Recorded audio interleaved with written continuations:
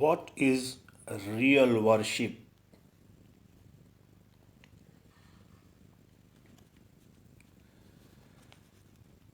I have found nowhere a better answer than in the words of Swami Vivekananda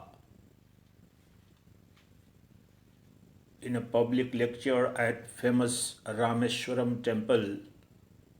Swami Vivekananda answers this question, which is as follows.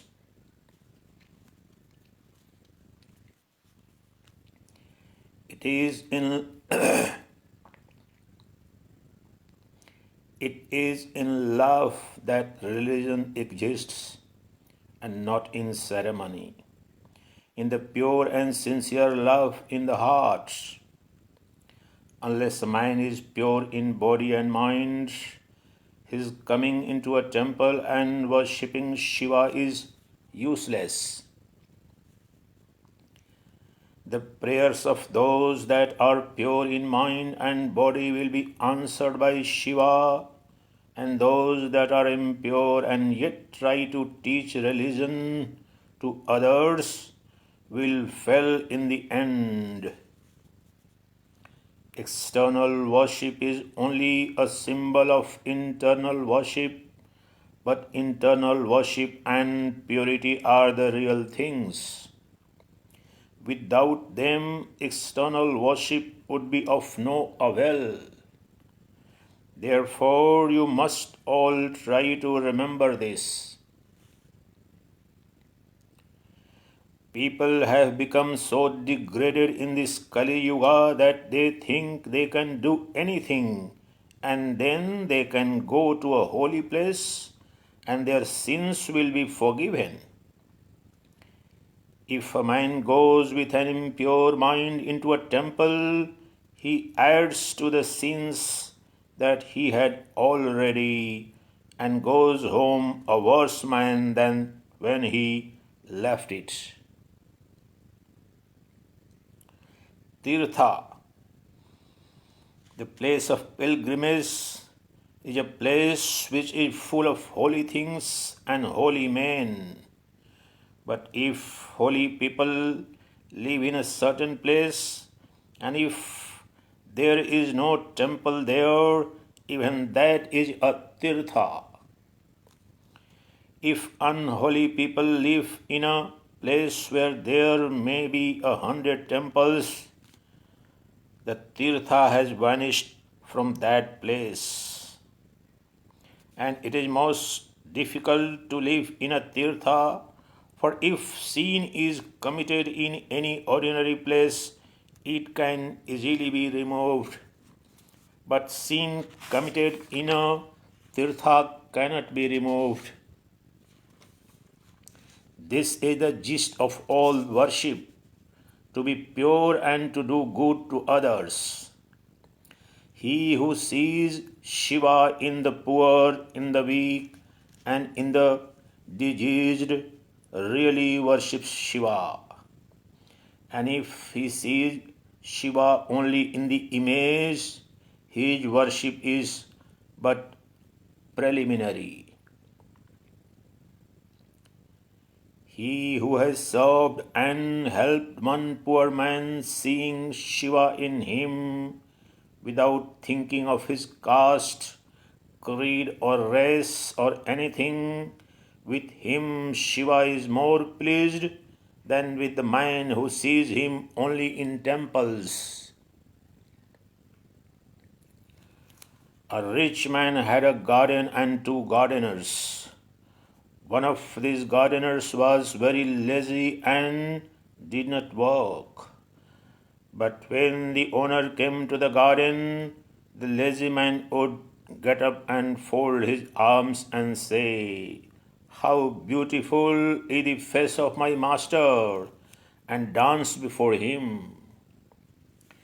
The other gardener would not talk much but would work hard and produce all sorts of fruits and vegetables, which he would carry on his head to his master, who lived in a long way off.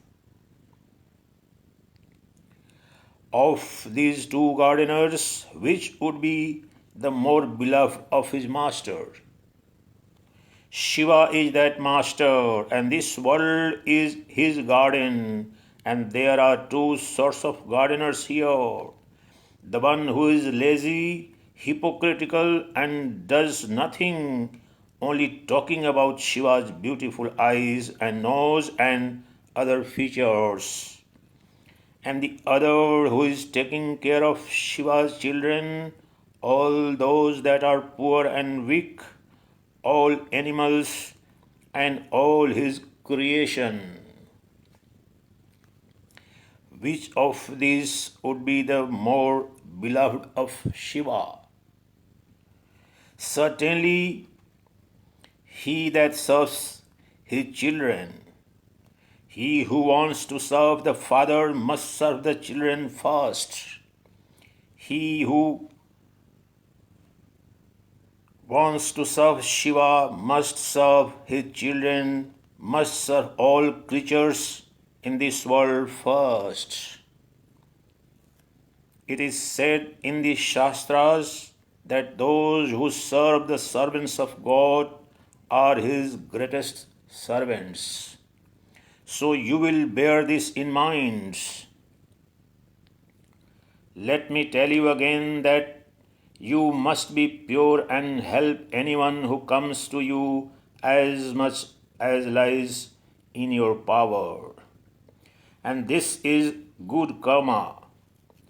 By the power of this, the heart becomes pure, chitta shuddhi, and then Shiva, who is residing in everyone, will become manifest.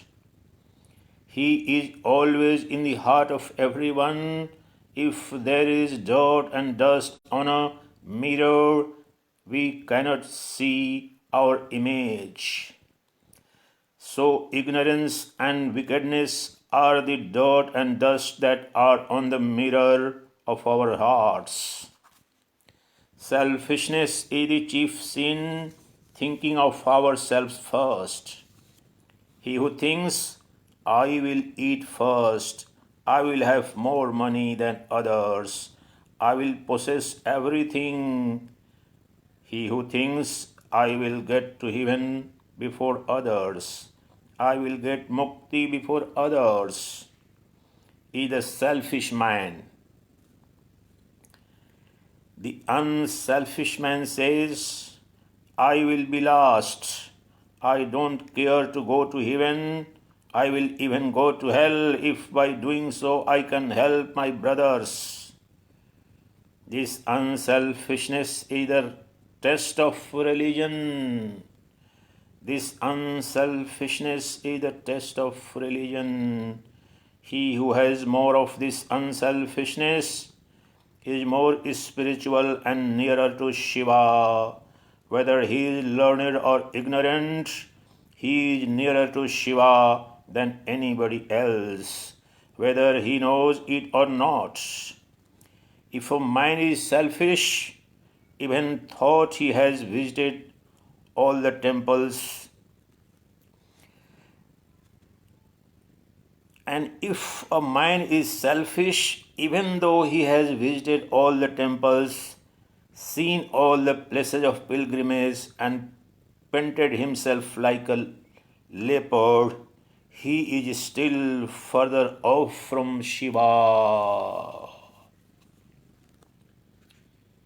In this brief reply, Swami Vivekananda has put forth and condensed the entire philosophy of Advaita Vedanta, the entire wisdom of the Bhagavad Gita. All the four paths have been put together: the Karma Yoga, Bhakti Yoga, Raja Yoga, and Jnana Yoga, all in one. And this is the greatest mode of worship. This is the real worship that we must understand before indulging in any kind of worship. Hari Om Tat Sat.